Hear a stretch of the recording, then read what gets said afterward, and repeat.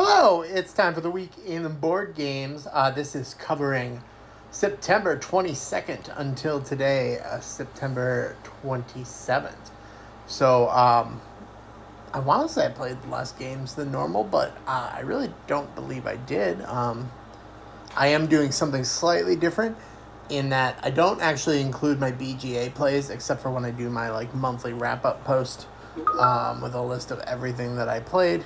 But I am including one online game that I played because it was like a live play with people from my real life board game group because we just couldn't get together in person, but we wanted to play a game anyway. So it's just something that we put together last minute, so I am including that.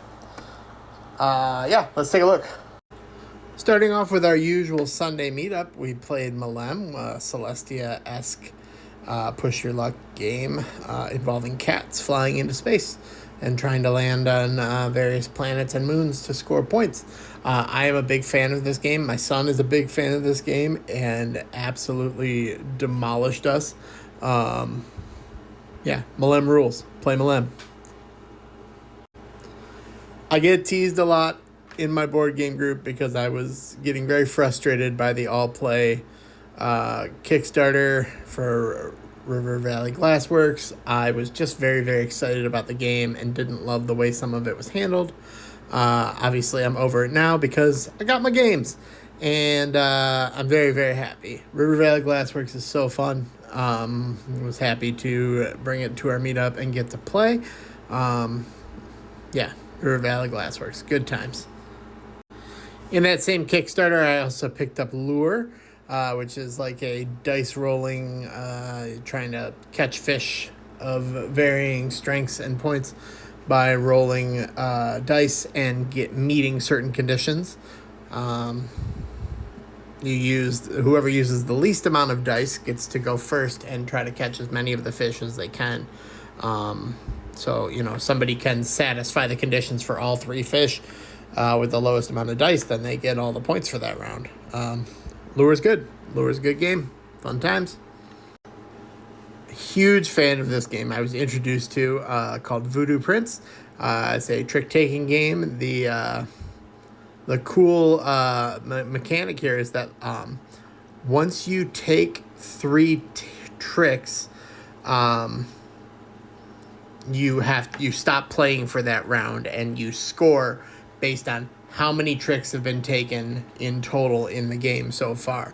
So you're kind of balancing out when you want to take your third trick and try to go out, because the closer you can get to being the last person to go out, the more points you're going to be able to score. But if you're the last person to go out, you only get the points for your trick. So you only get 3 points. Whereas if you're playing with 5 people, the person who goes out before you can get mathematically 14 points.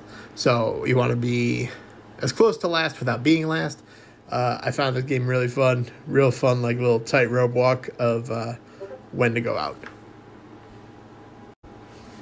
And we ended this day with Symphony Number 9, which I had never played before, and again, really, really enjoyed. This was a great day for board games. Symphony Number 9. I don't know what the mechanics.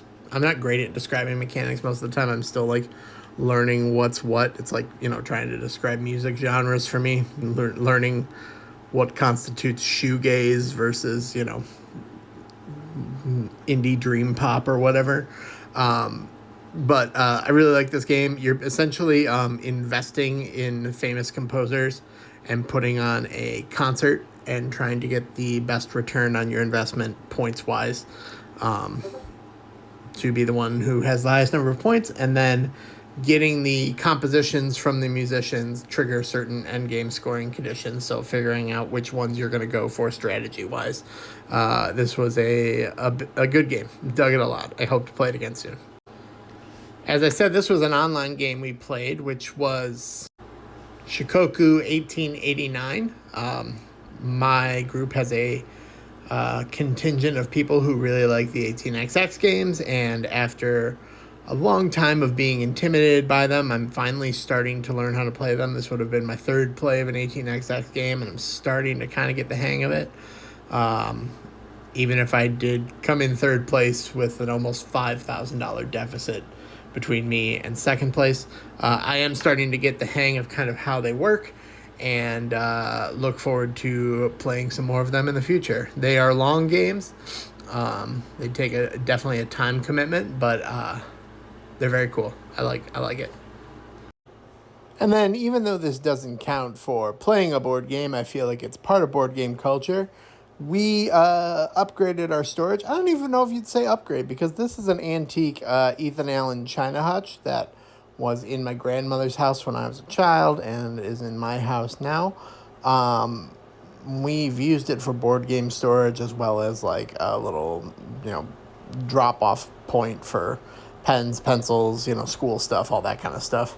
But most of it was board game storage, and it was suboptimal. It's not meant to be storing board games. It's meant to be storing china. So we got our first Calyx, and so this is how it started. Board games are also stored in a buffet that is on the other side of this room, in the cabinets and drawers as well. So now they're all going to be in one central location. So we started with this.